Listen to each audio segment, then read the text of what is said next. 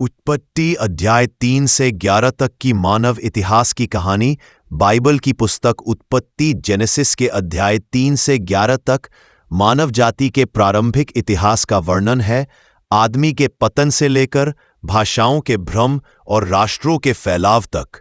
अध्याय 3 पाप में गिरावट, आदम और हव्वा का पतन। आदम और हव्वा जो ईश्वर की बनाई हुई सबसे पहली मानव जोड़ी थी, ईडन की गार्डन में आनंद से रहते थे। परंतु एक दिन सर्प ने हव्वा को यह कहकर बहकाया, क्या परमेश्वर ने सच में कहा है कि तुम वाटिका के किसी वृक्ष का फल न खाना? उत्पत्ति 3।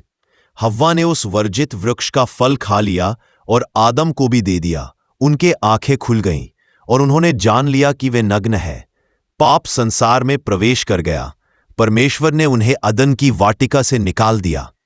यह मानव इतिहास में पाप और मृत्यु की शुरुआत थी।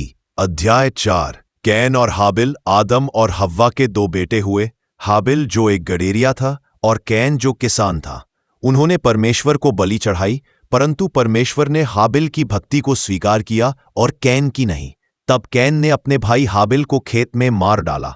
उत्पत्ति 4:8। यह था मानव इतिहास का पहला हत्या। पाप और ईर्ष्या और भी गहरा होने लगा। अध्याय 5 वंशावलियां। यह अध्याय आदम से लेकर नूह तक की वंशावली को दर्शाता है। इस काल में लोग बहुत लंबे समय तक जीवित रहते थे। उदाहरण, हनोक परमेश्वर के साथ चला और वह लोप हो गया क्योंकि परमेश्वर उसे उठा ले गया। उत्पत्ति 5:24। हनोक मृत्यु देखे बिना स्वर्ग चला गया। अध्याय 6-9 नह और जल प्रलय। धरती पर पाप बहुत बढ़ गया और परमेश्वर को खेद हुआ कि उसने मनुष्य बनाया। धरती पर मनुष्यों की दुष्टता बहुत बढ़ गई थी। उत्पत्ति 6:5। परंतु नोह एक धर्मी पुरुष था। परमेश्वर ने उसे एक बड़ी नाव पोत आर्क बनाने का आदेश दिया। नोह ने अपने परिवार और सभी जीव जंतुओं की जोड़ी के साथ उसमें प्रवेश किया। फिर आया महाजल प्रलय। 40 दिन और रात बारिश हुई और सब कुछ डूब गया। केवल नोह और जो उसके साथ थे वे ही बचे। बाढ़ के बाद परमेश्वर ने इंद्रधनुष के माध्यम से यह वाचा की, मैं फिर कभी पृथ्वी पर जल प्रलय नहीं लाऊंगा। उत्पत्ति 9:11। अध्याय 10 जातियों का फैलाव। नोह के 3 बेटे शेम, हाम और याफेत पूरे मानव जाति के पूर्वज बने।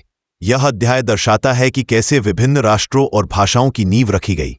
अध्याय 11 बाबेल की मीनार। मानव ने फिर से अभिमान किया। उन्होंने कहा, आओ हम अपने लिए एक शहर और एक मीनार बनाएं जिसकी चोटी स्वर्ग तक पहुंचे। उत्पत्ति 11:4। वे एकता में थे, एक ही भाषा बोलते थे, परंतु उनका उद्देश्य घमंड और परमेश्वर को चुनौती देना था। तब परमेश्वर ने उनकी भाषा को भ्रमित कर दिया, इसलिए उस स्थान का नाम बाबेल पड़ा, क्योंकि वहीं परमेश्वर ने सारी पृथ्वी की भाषा को गड़बड़ कर दिया। उत्पत्ति 11:9। और लोग पूरी पृथ्वी पर फैल गए। निष्कर्ष कंक्लूजन।